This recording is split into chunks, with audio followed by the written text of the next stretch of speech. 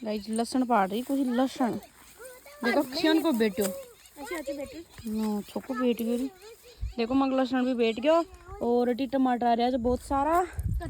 अब जा रहा है मैं घर शाम की बज गई 6 और हाँ स्कूटी सीट में पटक द खुल रही सीट।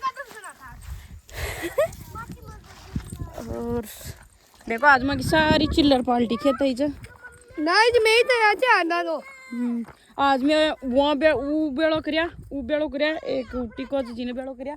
अब यो रह गयो यो खेत रह गयो बेड़ो करनो इकट्ठा करनो फिर करेंगे खाल।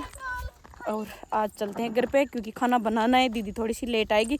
गाय न दूबगी पूरा दूध भी ना खड़ा पूरा दूध भी ना खड़ा मैं तो जो गाय न दोली जा रहा मैं और खाए नो बन याला अपना तो आटो न लागो सब्जी बना सकूं। ठीक है बाय बाय।